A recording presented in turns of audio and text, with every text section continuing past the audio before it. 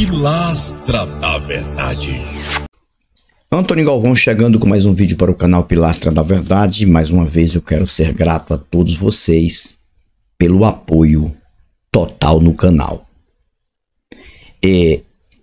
Fizeram duas perguntas para mim. Uma das perguntas está em WhatsApp. Eu, como ateu, teria que responder a minha posição. Como eu entendo sobre isso, se ainda na pergunta se eu acredito sobre isso, que não tem como fugir dessa palavra acreditar, né? Acreditar, por mais que a gente usa como vício de linguagem de muito tempo, mas sempre tem isso. E a primeira pergunta que foi feita foi sobre a chamada lei do retorno. Se existe ou não existe no pensamento de um ateu ou de um agnóstico, precisamente de um ateu. E Giovanni, que é o nome que tem aqui no perfil do meu WhatsApp, Giovanni, que está aqui no perfil, quero mandar um abraço a Giovanni, parabenizar pela pergunta, a pergunta foi maravilhosa. E ele escreveu assim: então a seguinte pergunta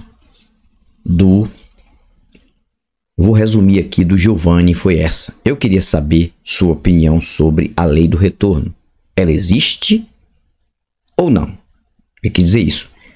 Quem faz o mal fica por isso mesmo. E ele pede a minha opinião sobre isso.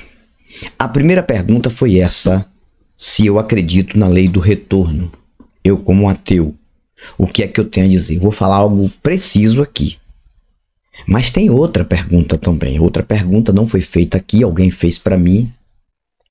Perguntou: você, ateu, acredita na inveja? Vocês falam aí às vezes sobre inveja. O que significa inveja para vocês? Porque na verdade a inveja é mistificada nas igrejas como um espírito, né? O espírito da inveja. Quantas vezes já ouviu isso? Você já ouviu isso? Você que já foi de igreja religiosa da vertente evangélica, de chegar lá no culto e alguém dizer: olha, Deus está mostrando que tem alguém que está usando de inveja contra você. É um espírito de inveja. Você tem que receber oração, entrar numa suposta campanha para Deus quebrar e queimar, ainda fala isso, e destruir esse espírito de inveja contra você. Isso é místico. E eu vou dizer como é que ateu entende a respeito de inveja, viu? Mas, primeiro, a lei do retorno. Lei do retorno. Tem gente que acredita nos senhores do karma, né? Como o professor Carlos Rosa, que me ajudou muito no início, ser ateu ao Deus judeu e a qualquer outro Deus. Na verdade, ele nunca acreditou em Deus nenhum, mas ele tinha um certo pensamento, e segundo ele, a convicção dele de que tem os chamados senhores do karma e que nada ficaria sem punição. Porque, segundo Carlos Rosa, tudo fica escrito na mão da pessoa. Isso era uma crença dele, que ele dizia que ele era perito em quirologia,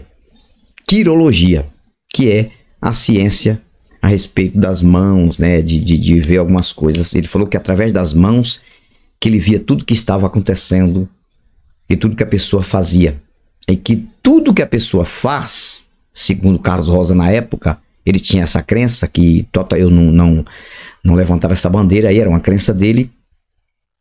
Tudo ficaria gravado no nosso DNA, nas nossas mãos, e ia ser cobrado.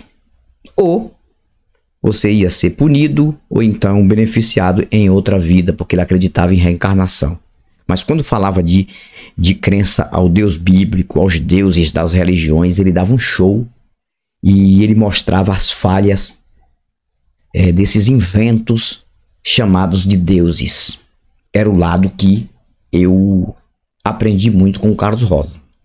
Mas ele tinha essa crença dele na questão da reencarnação. E ele também era especialista na numerologia cabalística, né? E muitas pessoas faziam este curso com ele de numerologia cabalística, que eu também não sou muito fã, mas desse lado aí, porque eu sou um ateu totalmente voltado a não vestir esta camisa e suspender esta bandeira de crença em qualquer força metafísica ou reencarnação, qualquer coisa assim. Vamos lá, lei do retorno. Eu falei aqui, eu dei o meu parecer ao rapaz no WhatsApp, mas vou falar aqui de uma forma mais ampla. Lei do retorno.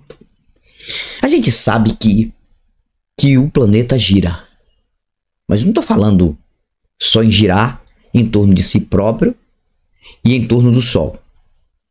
O giro que o planeta dá em torno de si próprio, que isso aí já é provado pela astronomia. Só que não vê isso é terraplanista, né? Terraplanista, ele inventou uma religião para ele e não tem quem faça um terraplanista acreditar não, ter a convicção e a certeza de que é um globo, a Terra é um globo, que isso já é provado, já tem foto aí nítida, fotografia nítida das empresas espaciais, não só NASA, empresas da China, Noruega, Rússia, Índia, Japão e várias empresas espaciais do mundo que mandam foguetes, sondas para o espaço, vídeos e também fotos.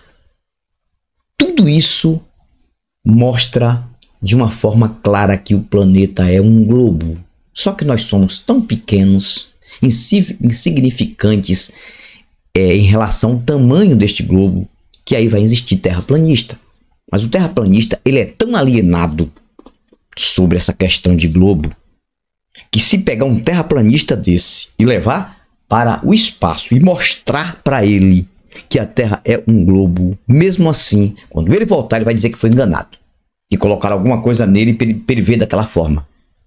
Então é difícil você tirar da mente, desmistificar a mente de uma pessoa mística. É difícil. É de 1 milhão, tira 1.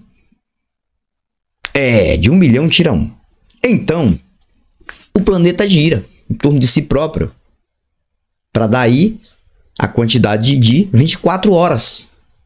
Só que não só isso, gira também em torno do Sol, que dá-se o nome de translação.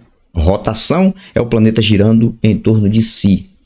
Translação, mesmo girando, gira em torno do Sol, para chegar à quantidade de 365 dias e mais 6 horas, como muitos dizem, do ano. A translação que o planeta faz ao Sol. Mas eu não estou falando disso. Isso aí é uma outra coisa. Estou falando que tudo gira. Hoje você faz o bem, amanhã pode vir o mal contra você, ou pode vir o bem também. Você ajuda uma pessoa, a pessoa tem consciência, lá na frente aquela pessoa vai lembrar, pode ajudar você, ou não. No mundo do submundo do crime, pode acontecer o cabra cometer um crime e nunca ser achado e ninguém nunca saber. Mas existe a consciência. A pessoa sempre que colocar a cabeça no travesseiro vai lembrar que cometeu aquele crime. Mas tem gente que nem importa para isso. Já a lei, as investigações para punir os criminosos, ela age, ela está aí. Então sempre tem este retorno, a gente vê de o cidadão que faz o mal, que comete um crime, é pego pela justiça e vai pagar. Vai para um tribunal e lá vai ser julgado e vai ter a sua pena merecida. Muitos não. Então, a lei do retorno, eu penso assim, se você quer o bem para você, você faz o bem para as pessoas, faz o bem para outras pessoas. Aí, com certeza, o retorno sempre será maior o bem para você. Mas isso não é místico, ou seja, isso é mental, não é místico. Isso não adianta mistificar uma coisa. Então, a gente vive num mundo de giro, de correria. Então você faz o bem aqui, recebe o bem ali. Você faz o mal aqui, recebe o mal ali. Isso é natural. Mas o bom é fazer sempre o bem, porque o retorno vai vir sempre o bem. Mas se for pensar de forma mística, tem vezes que não acontece. Não. Recentemente me contaram uma história de um senhor, isso já é de muito tempo, um senhor que aos 96 anos de idade, já acamado, com a doença ali para morrer, mais velhice também, a doença mais da velhice. Inclusive quem falou para mim, falou que ele não tinha uma doença maligna, ele tinha mais a velhice, e a velhice causa também a doença natural da velhice. E ele viu que ele não ia viver muito. E segundo o que o cidadão falou para mim, ele reuniu o pessoal da família e ele confessou 2 crimes que ele fez na juventude dele, que a justiça nunca soube. Ele confessou, ele falou, tenho que confessar isso, porque está aqui na minha consciência antes de morrer. E ele confessou os 2 crimes. Ele falou, se na época a justiça da época soubesse, eu seria preso. Mas como ninguém viu, eu fiz aquilo ali e ficou por isso mesmo. Cadê o retorno? Depois, em seguida, não demorou muito tempo, ele morreu. Mas, na verdade, a consciência dele já deu retorno para ele. Porque eu tenho certeza que aquele senhor, toda vez que colocava a cabeça no travesseiro, que ele pensava alguma coisa antes de dormir, ele lembrava do crime que ele cometeu. Como ele não queria ser punido pela justiça, passou batido. Mas mentalmente o retorno vem assim. Que é uma pessoa que faz um mal contra uma criança, contra uma mulher, contra outra pessoa, e é coisa absurda e não tem punição e ninguém sabe, porque não tem nenhum Deus para revelar, nem nada, isso é tudo coisa mística. Quem acredita em coisa mística, com certeza a consciência da pessoa vai dar o próprio retorno. Então, esta é a lei do retorno que nós, ateus, observamos. Aí sim, então, qual é o bom? Você quer um bom retorno na sua vida, em questão natural? Faça o que é bom. Pronto, faça o que é bom, não prejudique ninguém. Não prejudique ninguém, porque quando você prejudica alguém, aquele alguém pode também te prejudicar. Porque é retorno. Quando você faz o mal para alguém na sociedade e você é pego pela justiça, ninguém vê mais você como via antes. Não é fácil. E nós vivemos num país que, se é uma coisa que não existe nesse país, é o perdão total. Esta palavra perdão também, que é uma palavra mística, usa muito para o lado místico. Então, esse negócio de retorno místico, para mim, não existe. Tem um retorno porque fez o mal, mas tem um Deus no céu que está vendo tudo, que é observando tudo, e ele vai perecer aqui ainda nessa terra porque tem alguma coisa vendo ele, observando. Isso aí é tudo balela, cara. Isso aí é tudo mentalmente falando místico. Você tem que fazer o bem, é isso que tem que fazer. Aí você vai ter um retorno. Então, não acredito, eu uso essa palavra acreditar, porque não tem pra onde correr para esse lado aí, que tenha esse negócio de retorno místico. Mas, como você está aí de frente o tempo todo, convivendo com acontecimentos, pode ser contra ou pode ser a favor. Então, você mesmo pode provocar um retorno bom ou ruim para você. Aí você pega um carro, digamos que você vai viajar. Aí você pega um carro, não faz revisão, nada. Muitas vezes você está também diante da lei, você está em falha, você não está preparado. Aí você pega um carro, coloca a sua família e vai para determinada cidade. E aí você vai em uma velocidade que não é nem permitida pela lei. Aí chega na estrada, acontece um acidente, morre sua família, ou você. Aí você provocou retorno. Você mesmo fez algo que veio o retorno, porque você provocou. Isso é mental. Mas isso não é cobrança de nenhum Deus. Isso é natural, porque tudo gira.